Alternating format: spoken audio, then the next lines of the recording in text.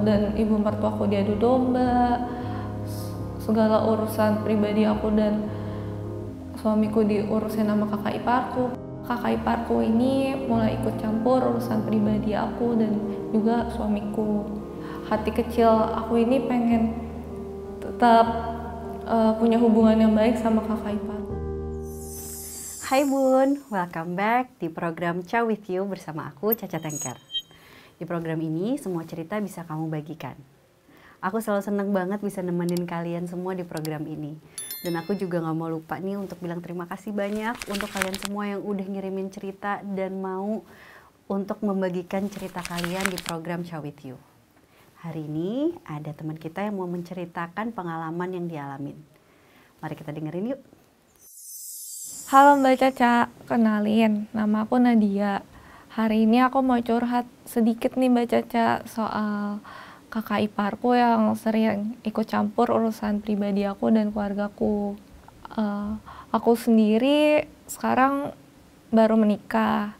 Aku saat ini masih ibu rumah tangga. Aku dan suami sekarang tinggal di rumah ibu mertuaku ini. Kebetulan rumah ibu mertuaku ini cukup besar Mbak Caca, jadi bisa beberapa keluarga masuk di situ. Seperti keluargaku, mertuaku, dan juga keluarga kakak iparku. Saat 2 bulan awal pernikahan kami, aku tinggal di sana, semuanya baik-baik aja Mbak Caca. Tapi mulai bulan ketiga, aku ngerasa kakak iparku ini mulai ikut campur urusan pribadi aku dan juga suamiku.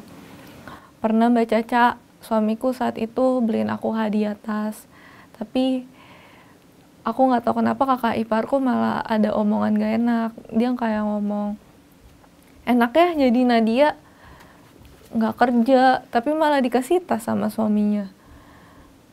Kayak gitu Mbak Caca. Aku juga pernah Mbak Caca, aku sama suami aku berantem hebat di kamar hingga kedengeran keluar. Lalu kakak iparku malah laporin ke ibu mertuaku. Dia malah ngomong kayak, "Mah, denger deh itu si Nadia, nadanya agak tinggi. Masa dia marahin suaminya kayak gitu? Padahal dia udah enak ya tinggal di sini, nggak ngapa-ngapain. Kemarin juga dibeliin tas." Kayak gitu Mbak Caca. Jujur aku sedih banget Mbak Caca denger itu. Jujur aku sebenarnya udah mulai muak banget dengan semua ini. Kayak hubungan aku dan ibu mertuaku diadu domba, segala urusan pribadi aku dan suamiku diurusin sama kakak iparku. Padahal sebenarnya aku nggak pernah urusin urusan dia, Mbak Caca. Aku jujur udah enak banget sebenarnya. Aku udah nggak mau tinggal di sini, di rumah ini. Tapi suami aku cuman bisa bilang sabar, sabar. Aku jujur udah pengen pengen keluar aja Mbak Caca dari rumah ini. Tapi suamiku cuman bilang kayak sabar, nanti juga pelan-pelan bisa. Menurut Mbak Caca, aku harus bagaimana Mbak Caca? Aku harus bersikap seperti apa ke kakak iparku? Padahal aku ingin punya hubungan yang baik dengan kakak iparku. Hati kecil aku ini pengen tetap punya hubungan yang baik sama kakak iparku Mbak Caca. Hai Nadia, terima kasih banyak ya udah menceritakan pengalaman kamu di Ciao With You. Mungkin di sini yang merasakan hal yang sama nggak sedikit ya. Makanya keterbukaan kalian yang mau membagikan cerita di Ciao With You itu sangat berarti buat aku. Nadia, usia pernikahan kamu yang masih baru, terus kamu masih harus tinggal di rumah mertua, mungkin punya tantangan yang berbeda dengan pernikahan lainnya. Memang rasanya berat ketika kita merasa adanya ketidakcocokan sama orang-orang yang berada di satu atap dengan kita. Kamu juga sempat cerita bahwa awalnya rasanya semuanya baik-baik saja.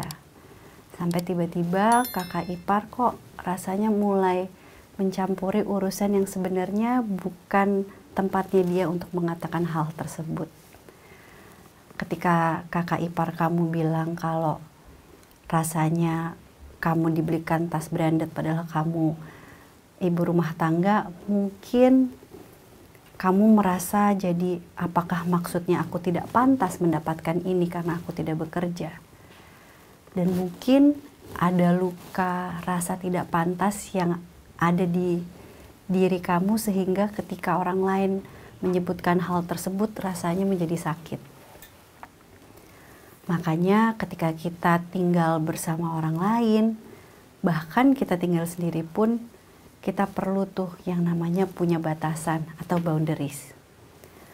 Batasan itu ada banyak macamnya.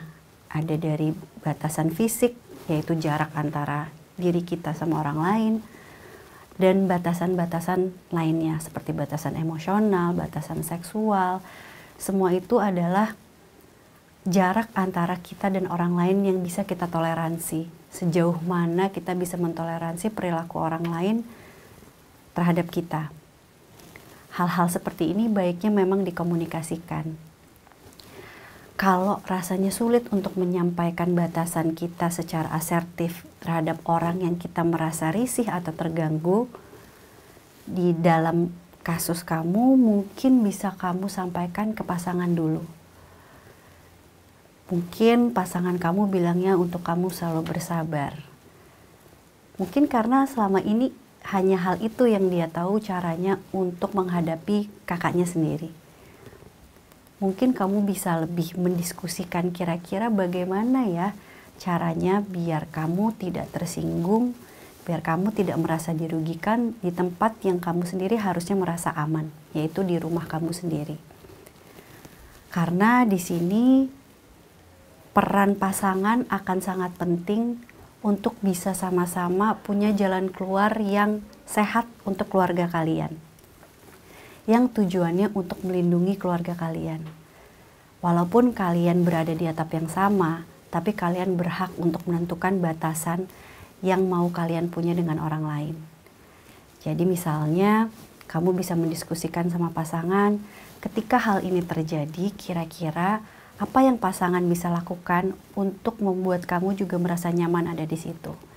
Misalnya, dengan menenangkan, oh memang ini hadiah yang mau saya berikan untuk istri saya karena ini merupakan bentuk kasih sayang, sehingga kamu pun merasa pantas mendapatkan barang tersebut, dan itu bikin kamu jadi lebih merasa kuat sama diri sendiri, lebih percaya diri, dan tidak terlalu terpengaruh sama omongan orang lain.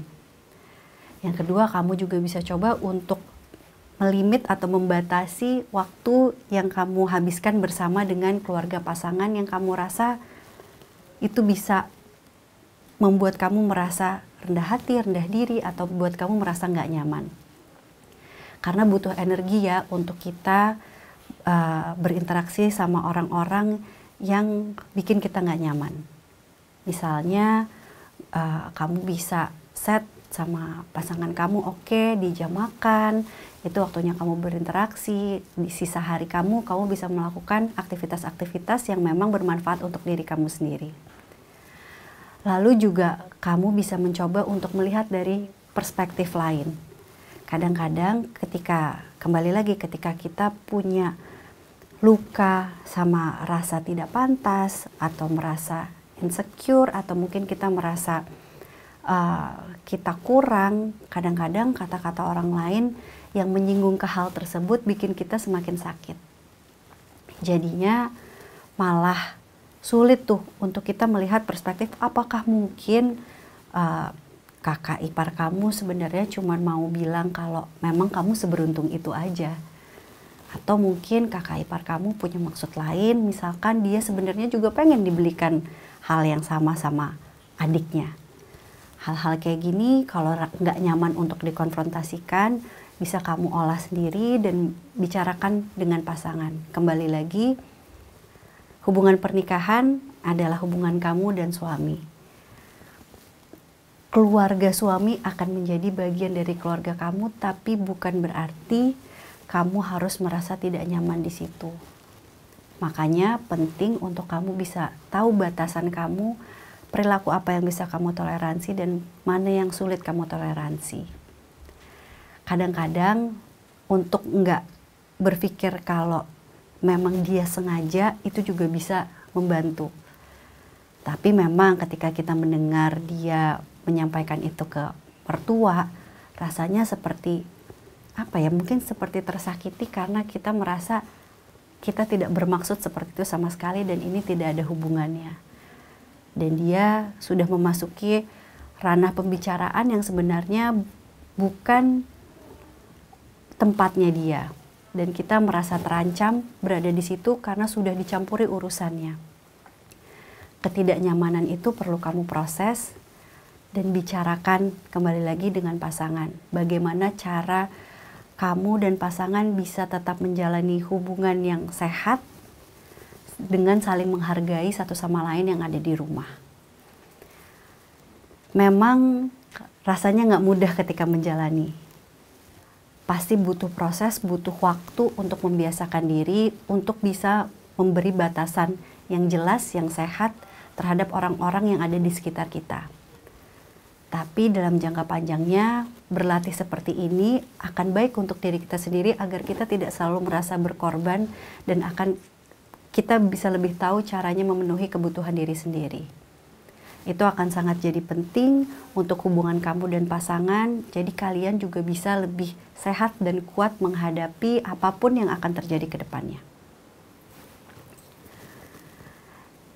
Itu dia tadi masukan dari aku, semoga ada manfaatnya untuk yang mendengarkan. Dan bagi kalian yang pernah mengalaminya, semoga hal-hal yang tadi aku sampaikan juga bisa jadi bahan untuk dipertimbangkan, yang bisa jadi manfaat juga untuk keluarga kecil kalian. Makanya Bun, kalau kita udah tahu rasanya gak enak dicampuri urusannya, baiknya kita juga tahu batasan sejauh mana kita bisa memberi saran ke orang lain. Dengan itu kita juga jadi bisa lebih tahu bahwa kepentingan orang lain itu sama pentingnya dengan kita dan kita bisa lebih berkomunikasi secara asertif. Aku Caca Tengker, sampai bertemu di Ciao with You selanjutnya.